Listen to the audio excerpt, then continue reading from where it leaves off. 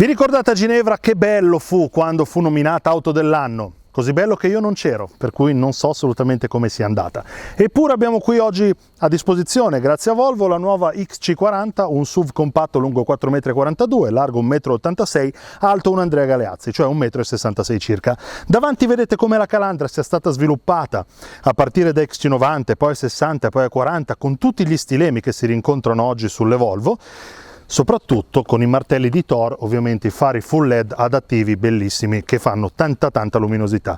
I cerchi sono da 19 pollici, come potete notare la macchina è inzozzata, capirete poi perché. L'apertura delle portiere è keyless. Io a bordo come sto?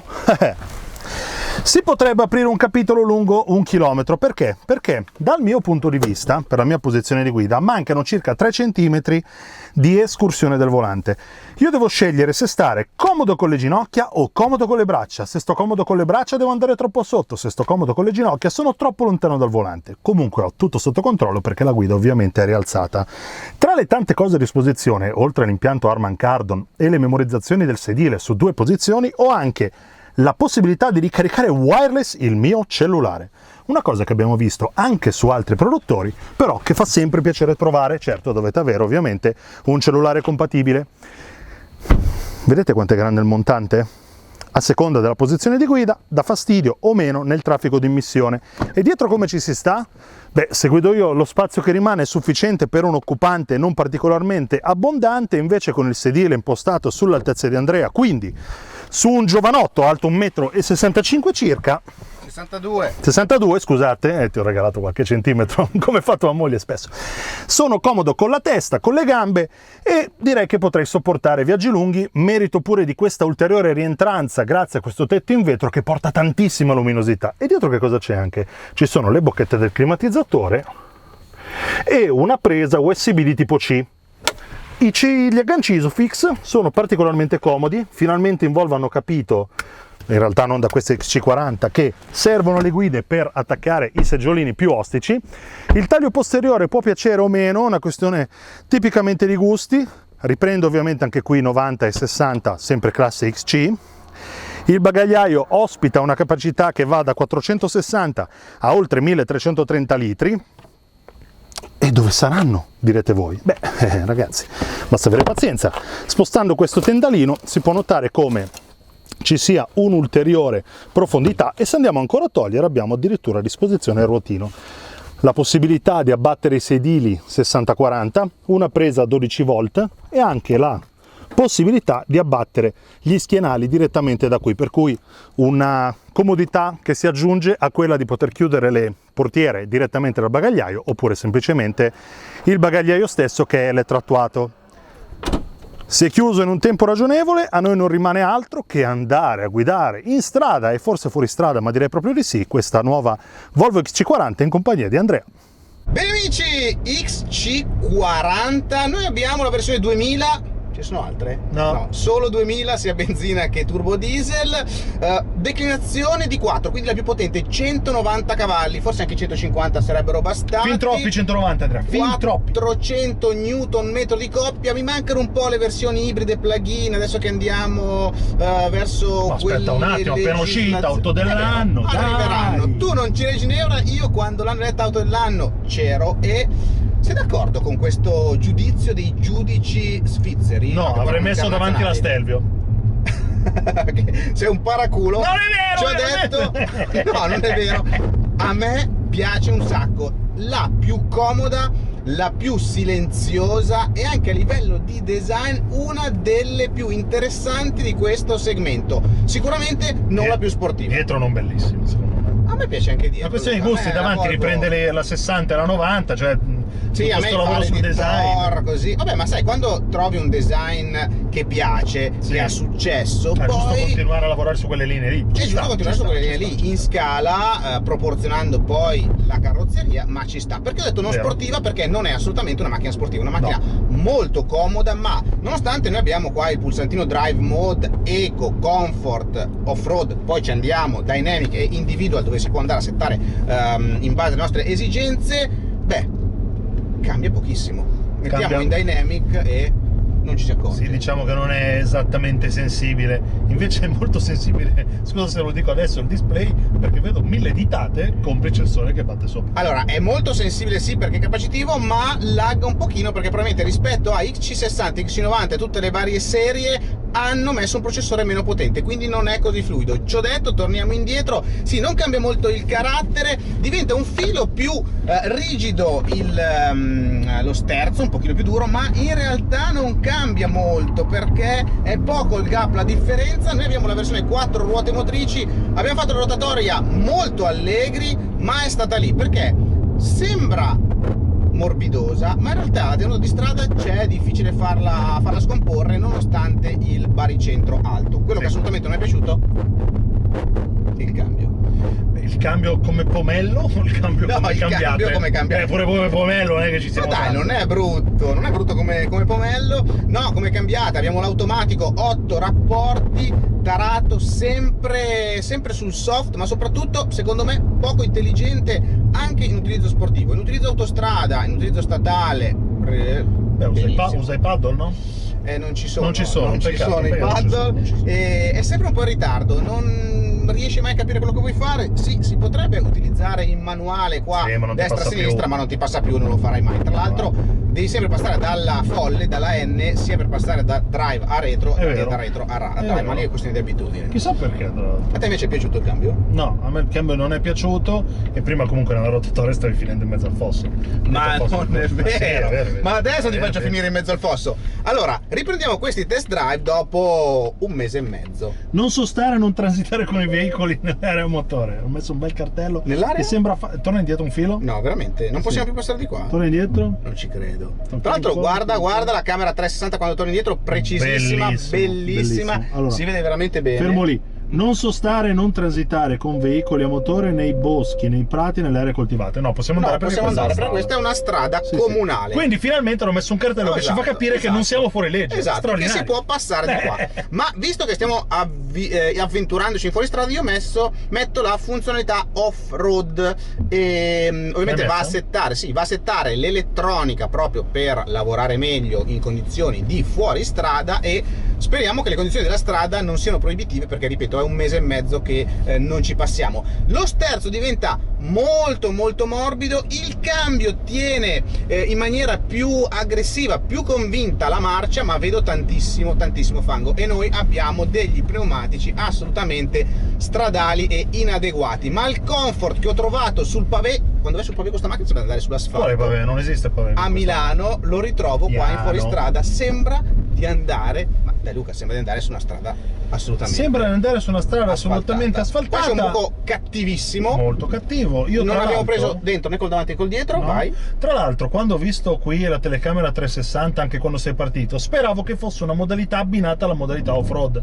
invece soltanto perché hai fatto manovra. Esatto, purtroppo non si può attivare, poterla tenere accesa, ma comunque anche qua guarda che pozzangherona di fango, sì, e ci non siamo usciti tranquillamente. Sì, puoi anche fare lo zoom nella pozzanghera di fango, e ci siamo usciti tranquillamente. Adesso qua fare manovra sarà un po' difficile perché è cascato un albero, c'è un ceppo, ma in modalità off-road, ma il ceppo ci possiamo andare sopra perché abbiamo 4 motrici. Forse meglio andarci dietro prima di spaccare la gomma, e niente, vai fuori a fare la manovra. Ci vediamo fra 10 minuti. Ce l'abbiamo fatta, abbiamo girato la macchina, e ribadisco, condizioni abbastanza da fuoristrada, cioè con una macchina secondo me 2 ruote motrici e un po' bassa non saremmo mai riusciti ad arrivare fin lì, soprattutto per l'ultima pozza finale molto alta, sì, per il fango, un po' e per il fango là. Dimmi tu come ti trovi, parla magari anche un po' dei sedili. Ma guarda Andrea, i sedili sono eccezionali e derivati appunto da quel miracolo tecnico che è XC90 dal punto di vista appunto del comfort.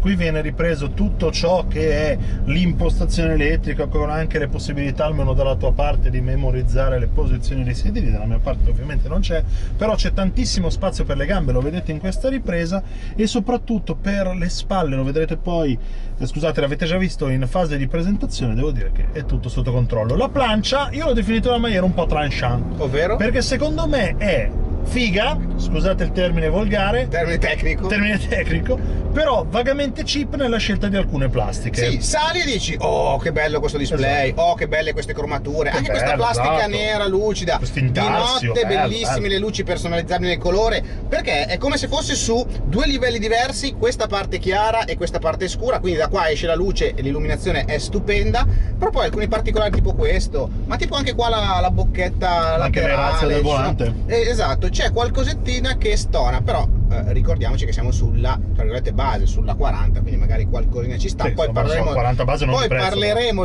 del prezzo e magari storceremo il naso. Ci fermiamo, non è entrato lo start and stop che c'è, però giù tutto l'acceleratore, sono in dynamic. Da 0 a 100 in 7 secondi e 9, la velocità massima è 210 orari. Aspettiamo di approfilarci anche qua, quando il motore sale di giri, comunque non è mai rumoroso. Frenata? Frenata molto sbagliata, molto anticipata rispetto al solito. Si vede che è un mese che non facciamo test drive perché ho frenato prima. Non ero pronto. Non eri pronto tu e non ho riferimento dell'asfalto. Ma dopo in post produzione ci sarà la frenata reale. Comunque no, freni top, cioè nel senso che frena molto, non ha problemi, non si è scomposta, non ha avuto beccheggio, nonostante i pneumatici probabilmente ancora sporchi del fango di prima. No, non è vero, si sono lavati con l'ultima pozzanghera, così non cade nessuno. Ok, comunque frenata veramente interessante, così come sono interessantissimi i sistemi di sicurezza. Tu hai notato che se non ti allacci la cintura di sicurezza e parti, avendo messo il freno automatico, la macchina non parte, rimane il freno a mano tirato finché non metti Me ne sono accorto, e mi sono accorto anche di quanto vagamente sia invasiva a volte l'aiuto nella frenata. A volte mi è successo in un paio di occasioni, nonostante non fossi particolarmente allegro, sono arrivato diciamo relativamente sotto alla macchina che mi precedeva con una certa velocità, il sistema probabilmente conservativo fin troppo, guarda, non soltanto frenato ma anche tensionato la cintura, quello sì. Però puoi dalle impostazioni del touch settare tutte queste cose, quindi un avvertimento prima, dopo, durante, quindi settare la sensibilità di questo, anche la sensibilità dell'aiuto all'assistente di corsia che c'è, compreso il cruise, quindi a quel pilota tra virgolette semi automatico, pilot assist lo chiama Volvo, che aiuta tantissimo. Ovviamente la macchina frena, riparte, sterza anche a bassa velocità perché segue la vettura che ci precede, non solo le linee, quindi un insieme di sensori che la fanno diventare molto comoda nella guida quotidiana, quasi automatica. In autostrada non dico che ci si può distrarre perché non bisogna distrarsi, ma molto comoda. C'è l'assistente di angolo cieco e una marea di impostazioni e di opzioni per andare a settarsi veramente la macchina, cucirsela addosso proprio nelle impostazioni. Una cosa che non ho trovato purtroppo è il settaggio dell'ingresso dei sensori di parcheggio, che entrano secondo me in maniera un po' anticipata. Per esempio, se fermo al semaforo passa la solita bicicletta, lo scooter, così anche se sei fermo scattano. Dovrebbe scattare se tu ti muovi. Se sei fermo, cosa mi interessa se qualcuno mi viene addosso? Cioè non avvisarmi, magari ti puoi spostare. Se sono fermo in coda, quante volte ti ha bippato in coda? Spesso, onestamente, troppo spesso, più che spesso. Anche a me dà un pochino fastidio. Tutti i sistemi di controllo possono essere gestiti da qua, e c'è anche un fantastico ripiegamento poggiatesta che c'era sulla mia Mercedes del 1980 190 e comodissimo. Dietro a volte possono dar fastidio i poggiatesta, con una manovra, se non c'è seduto nessuno, si possono abbattere. Una delle chicche di questa macchina che mi è piaciuta particolarmente. Intanto Andrea non vi ha fatto vedere quanto è elastico il motore, ma vi garantisco che il motore è sufficientemente elastico e la coppia è monstra per salire quella parte di salita di Montevecchia. Sono proprio arrugginito. Lasciamo bene, che purtroppo non avete potuto vedere. Ma vabbè, ma abbiamo 400 Nm, ma dai, ma sale, ma va, no, va. Ma le prestazioni ci sono. Tra l'altro in autostrada è difficile andare a 130 perché è così silenziosa e così comoda che è veramente, devi guardare il tachimetro, se non filo troppo veloce. Poi metti il cruise e vai a 130 liscissimo. Sei a posto. Bellissimo lo specchietto senza la cornice, ottimo l'impianto di climatizzazione con anche la purificazione dell'aria, clean zone, che ovviamente è optional. sedili che a me piacciono e non piacciono, cioè così in pelle mi sembrano un po' stonati rispetto, forse il colore, rispetto al resto delle plastiche. Colore, non lo so, solo il colore, forse il colore.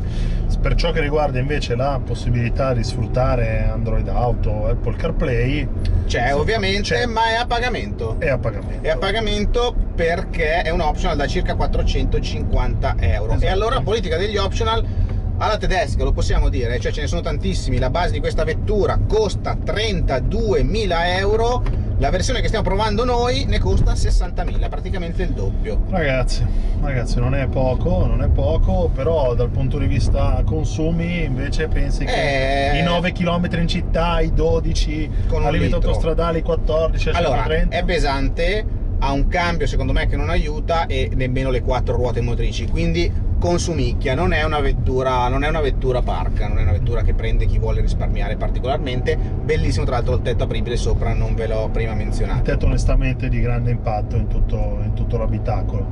Io devo dire che però non so se scegliere questi C40, probabilmente lo dico per un semplice discorso dimensionale, non tanto legato al fatto di capacità di carico, perché comunque il bagagliaio secondo me è adeguato, cioè mi ha stupito la prima volta che ho aperto il bagagliaio elettroattuato, quanto per la mia posizione di guida. L'avete visto prima in fase di presentazione, cavolo, nell'escursione del volante mancano quei 3 cm che mi farebbero stare comodissimo e dire cavolo, sto come sull'XC60, che è la macchina più comoda che abbia mai provato dal punto di vista di posizione di guida per quanto mi riguarda. Ecco perché facciamo la strana coppia, perché io invece, essendo alto 1,62 e 1,96, esatto, sto comodissimo, ho trovato subito la mia posizione di guida, quindi nessun problema per le persone poco alte. Bello anche il display completamente LCD che ci fa vedere la mappa, che ci fa vedere gli indicatori, però ho trovato sia l'infotainment ma sia anche la modalità di gestione delle informazioni che abbiamo lì sul cruscotto un po' complicata. Bisogna studiarci un po'. Se non sei cliente Volvo e non hai avuto una Volvo, non è intuitivo. Anch'io ci ho messo un pochino a capire come mettere le cose come volevo probabilmente io. Potrebbe essere sfrondato un pochino l'accesso e l'intuitività del display che hai davanti agli occhi, quello indubbiamente. Riassumendo, una macchina secondo me perfetta per autostrada, viaggi, ma anche città, perché non è grandissima, è molto insonorizzata, è molto comoda, probabilmente, ripeto, una delle più comode che abbia mai provato. Sul pavé sembra di andare sull'asfalto, lo ripeto perché è una cosa che mi ha veramente impressionato, con un prezzo veramente elevato. Però secondo me fa anche status e fa un po' diverso, non la solita tedesca, una macchina comunque bellina, appealing, piacciona, non in questo che ci colore sta. E non con questi sedili. Un bicolore particolare come quello della presentazione secondo me sarebbe top. L'ideale. Commentate, YouTube, automoto.it, Facebook, insomma, dove volete. Ciao! Oh.